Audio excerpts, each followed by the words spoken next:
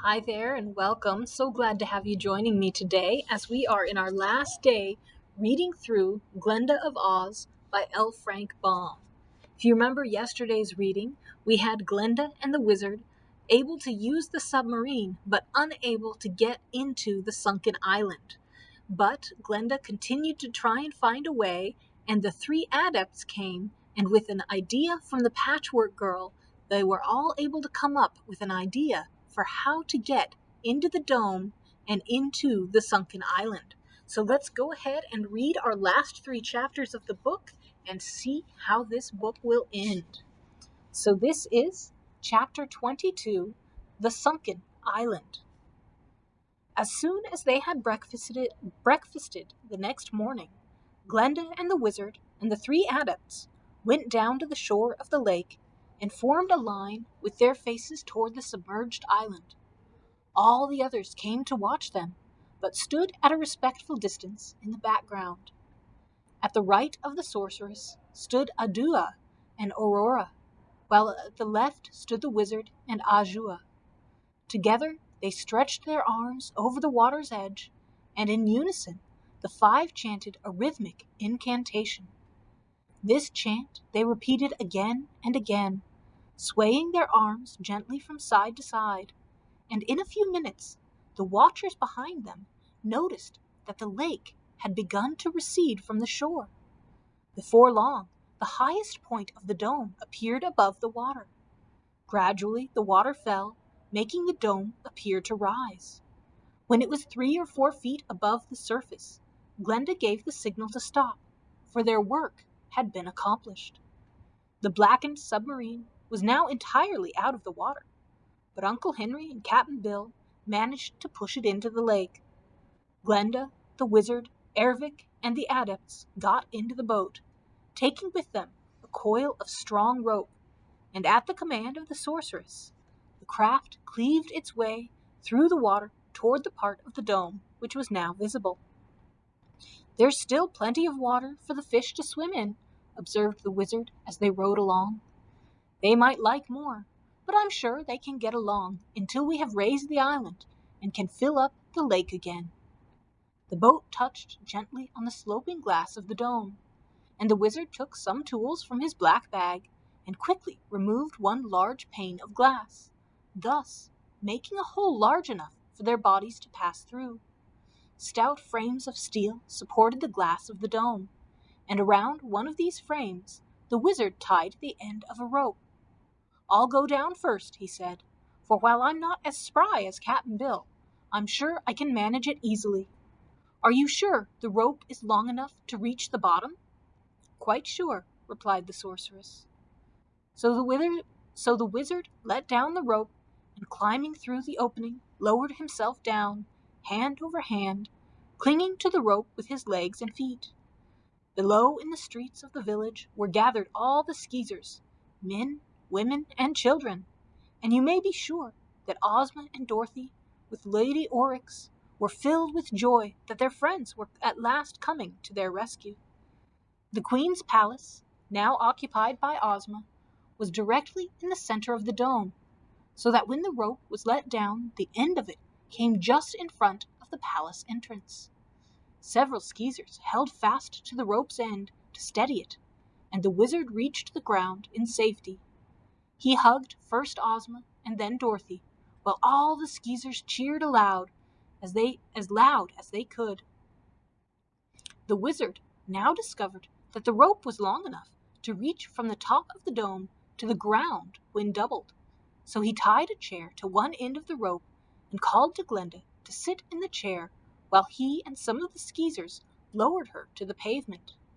In this way the sorceress reached the ground quite comfortably, and the three adepts and Ervic followed her. The Skeezers quickly recognized the three adepts at magic, whom they had learned to respect before their wicked queen betrayed them, and welcomed them as friends. All the inhabitants of the village had been greatly frightened by their imprisonment under the water, but now realized that an attempt was to be made to rescue them. Glenda, the wizard, and the adepts followed Ozma and Dorothy into the palace, and they asked Lady Oryx and Ervic to join them. After Ozma had told of her adventures in trying to prevent war between the Flatheads and the Skeezers, Glenda had told all about the rescue expedition and the restoration of the three adepts. By the help of Ervic, a serious consultation was held as to how the island could be made to rise. "I've tried every way in my power," said Ozma, "but Queen Coo ee oh used a very unusual sort of magic, which I do not understand. She seems to have prepared her witchcraft in such a way that a spoken word is necessary to accomplish her designs, and these spoken words are known only to herself." "That is a method we each taught her," declared Aurora, the adept. "I can do no more, Glenda," continued Ozma, "so I wish you would try what your sorcery can accomplish." "First, then," said Glenda, "let us visit the basement of the island, which I am told is underneath the village." A flight of marble stairs led from one of Coo ee oh's private rooms down to the basement, but when the party arrived, all were puzzled by what they saw. In the center of a broad, low room stood a mass of great cogwheels, chains, and pulleys, all interlocked and seeming to form a huge machine. There was no engine or other motive power to make the wheels turn. "This, I suppose, is the means by which the island is lowered or raised," said Ozma, "but the magic word which is needed to move the machinery is unknown to us." The three adepts were carefully examining the mass of wheels, and soon the golden-haired one said, "These wheels do not control the island at all. On the contrary, one set of them is used to open the doors of the little rooms where the submarines are kept, as may be seen from the chains and pulleys used. Each boat is kept in a little room with two doors, one to the basement room where we are now, and the other letting into the lake. When Coo ee oh used the boat in which she attacked the Flatheads, she first commanded the basement door to open, and with her followers she got into the boat and made the top close over them. Then, the basement door being closed, the outer door was slowly opened, letting the water fill the room to float the boat, which then left the island, keeping under water." "But how could she expect to get back again?" asked the wizard. "Why, the boat would enter the room filled with water, and after the outer door was closed, a word of command started a pump which pumped all the water from the room. Then the boat would open, and Coo ee oh would enter the basement." "I see," said the wizard. "It is a clever contrivance, but won't work unless one knows the magic words." "Another part of this machinery," explained the white-haired adept, "is used to extend the bridge from the island to the mainland. The steel bridge is in a room much like that in which the boats are kept, and at Coo ee oh's command it would reach out, joint by joint, until its far end touched the shore of the lake. The same magic command would make the bridge return to its former position. Of course, the bridge could not be used unless the island was on the surface of the water." "But how do you suppose Coo ee oh managed to sink the island and make it rise again?" inquired Glenda. This the adepts could not yet explain. As nothing more could be learned from the basement, they mounted the steps to the Queen's private suite again, and Ozma showed them a special room where Coo ee oh kept her magical instruments and performed all her arts of witchcraft. Chapter 23. The Magic Words. Many interesting things were seen in the room of magic, including much that had been stolen from the adepts when they were transformed to fishes. But they had to admit that Coo ee oh had a rare genius for mechanics, and had used her knowledge in inventing a lot of mechanical apparatus that ordinary witches, wizards, and sorcerers could not understand. They all carefully inspected this room, taking care to examine every article they came across. "The island," said Glenda thoughtfully, "rests on a base of solid marble. When it is submerged, As it is now. The base of the island is upon the bottom of the lake. What puzzles me is how such a great weight can be lifted and suspended in the water, even by magic." "I now remember," returned Azua, "that one of the arts we taught Coo ee oh was the way to expand steel, and I think that explains how the island is raised and lowered. I noticed in the basement a big steel pillar that passed through the floor and extended upward to this palace. Perhaps the end of it is concealed in this very room. If the lower end of the steel pillar is firmly embedded in the bottom of the lake, Coo ee oh could utter a magic word that would make the pillar expand, and so lift the entire island to the level of the water. I found the end of the steel pillar. It's just here," announced the wizard, pointing to one side of the room, where a great basin of polished steel seemed to have been set upon the floor. They all gathered around, and Ozma said, "Yes, I am quite sure that this is the upper end of the pillar that supports the island. I noticed it when I first came here. It has been hollowed out, you see, and something has been burned in the basin, for the fire has left its marks. I wondered what was under the great basin, and got several of the Skeezers to come up here and try to lift it for me. They were strong men, but they could not move it at all." "It seems to me," said Adua the Adept, "that we have discovered the manner in which Coo ee oh raised the island. She would burn some sort of magic powder in the basin, utter the magic word, and the pillar would lengthen out and lift the island with it." "What's this?" asked Dorothy, who had been searching around with the others, and now noticed a slight hollow in the wall, near to where the steel basin stood. As she spoke, Dorothy pushed her thumb into the hollow, and instantly a small drawer popped out from the wall. The three Adepts, Glenda, and the wizard sprang forward and peered into the drawer. It was half filled with a grayish powder, the tiny grains of which constantly moved as if impelled by some living force. "It may be some kind of radium," said the wizard. "No," replied Glenda, "it is more wonderful than even radium, for I recognize its rare mineral powder, called gaula by the sorcerers. I wonder how Coo ee oh discovered it, and where she obtained it." "There is no doubt," said Azua the Adept, "that this is the magic powder Coo ee oh burned in the basin. If only we knew the magic word, I am quite sure we could raise the island." "How can we discover the magic word?" asked Ozma, turning to Glenda as she spoke. "That we must now seriously consider," answered the sorceress. So all of them sat down in the room of magic and began to think. It was so still that after a while Dorothy grew nervous. The little girl could never keep silent for long, and at the risk of displeasing her magic-working friends, she said suddenly, "Well, Coo ee oh used just 3 magic words. One to make the bridge work, and one to make the submarines go out of their holes, and one to raise and lower the island. 3 words, and Coo ee oh's name is made up of just 3 words.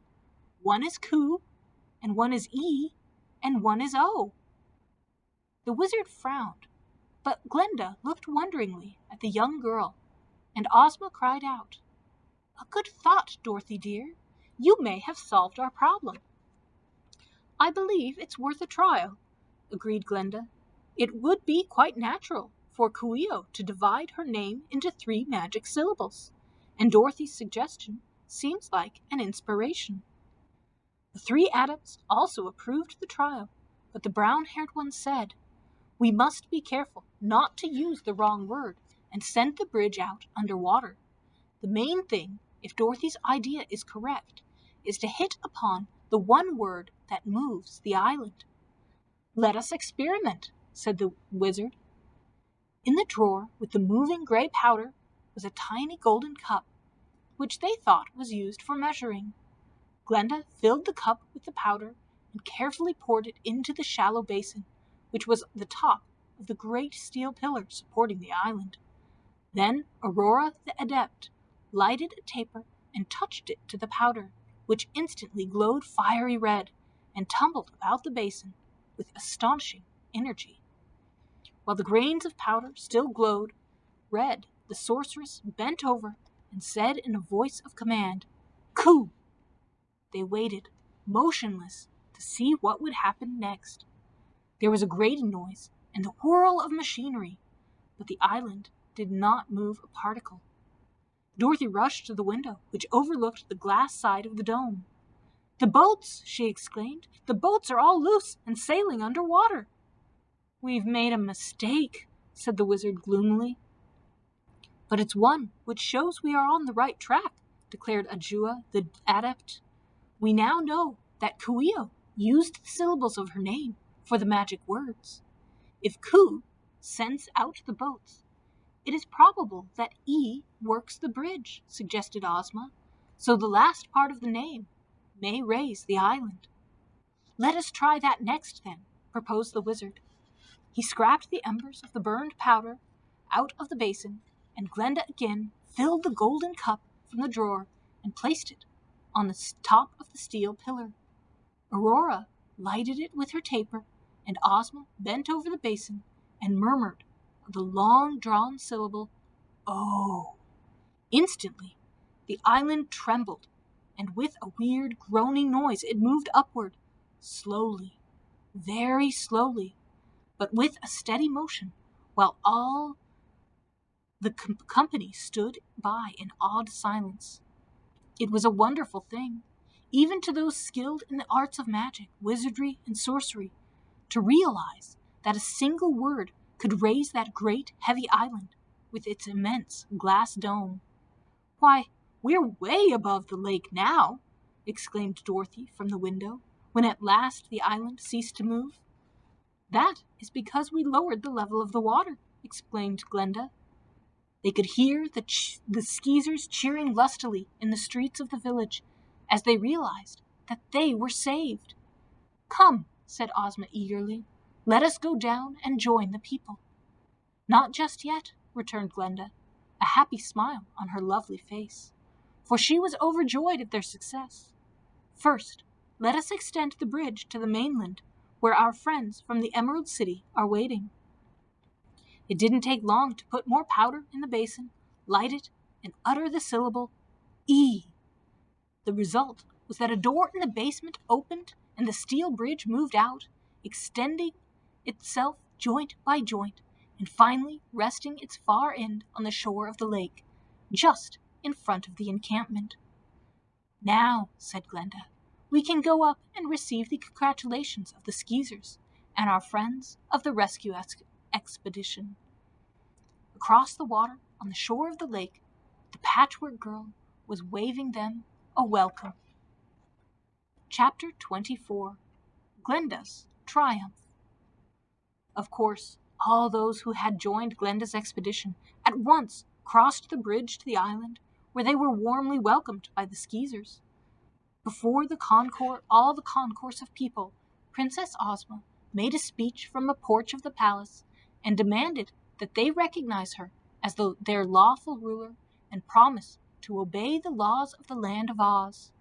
In return, she agreed to protect them from all future harm and declared they would no longer be subjected to cruelty and abuse.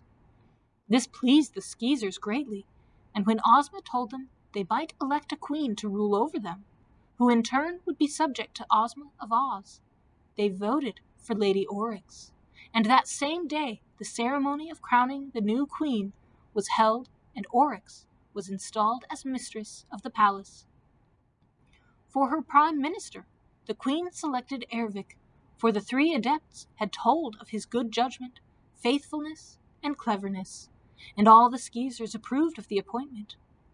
Glenda, the wizard, and the adepts stood on the bridge and recited an incantation that quite filled the lake with water again, and the Scarecrow and the Patchwork Girl climbed to the top of the great dome and replaced the pane of glass that had been removed to allow Glenda and her followers to enter. When evening came, Ozma ordered a great feast prepared, to which every Skeezer was invited. The village was beautifully decorated and brilliantly lighted. There was music and dancing until a late hour to celebrate the liberation of the people. For the Skeezers had been freed not only from the water of the lake, but from the cruelty of their former queen. As the people from the Emerald City prepared the next morning to depart, Queen Oryx said to Ozma, "There is only one thing I now fear for my people, and that is the enmity of the terrible Sudic of the Flatheads. He is liable to come here at any time and try to annoy us, and my Skeezers are peaceful folks and unable to fight the wild and willful Flatheads."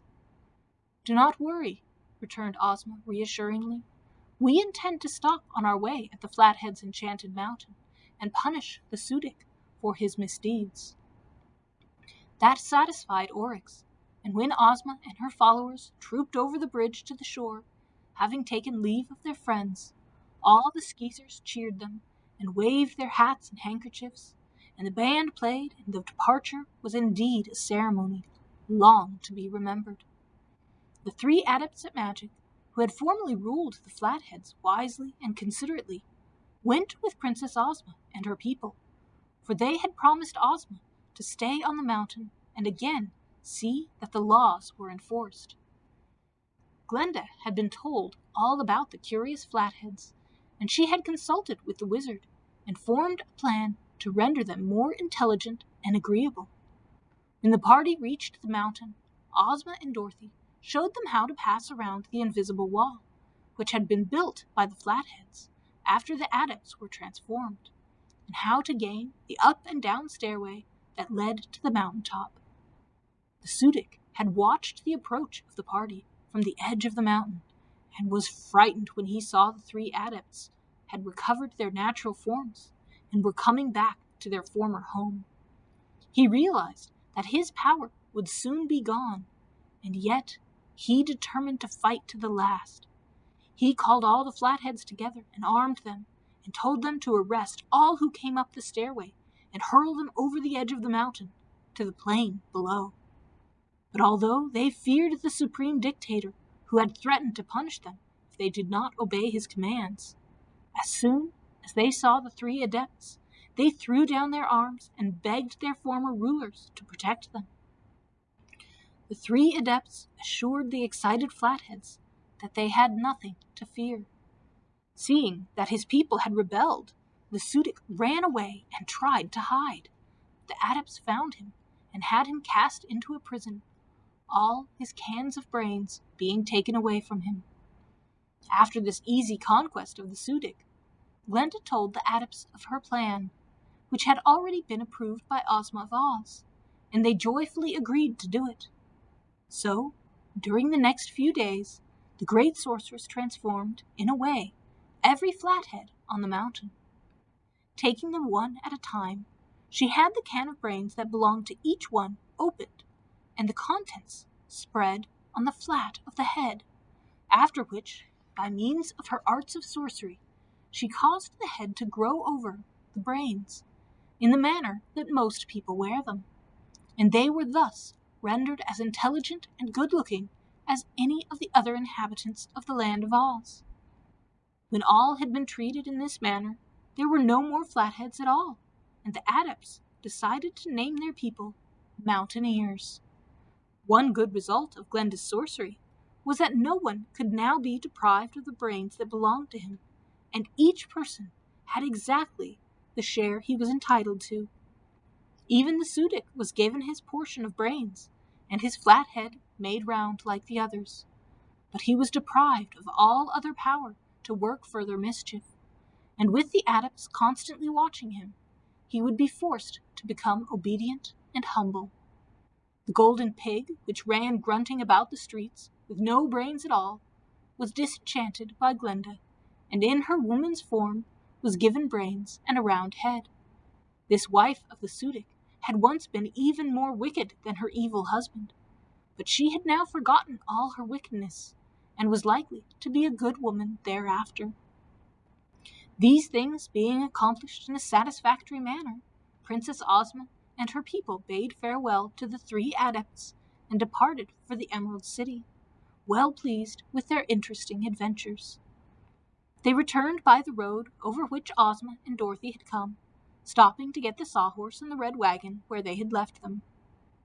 "I'm very glad I went to see these peoples," said Ozma, "for I not only prevented any further warfare between them, but they have been freed from the rule of the Sudic and Kuio, and are now happy and loyal subjects of the land of Oz, which proves that it is always wise to do one's duty, however unpleasant that duty may seem to be." The end. That is the end of our book, Glenda of Oz. I hope you enjoyed reading the story with me. I enjoyed sharing it with you. Tomorrow we will start the 15th book in the Oz series, The Royal Book of Oz. It's the first one not written by L. Frank Baum, but written by Ruth Plumley Thompson.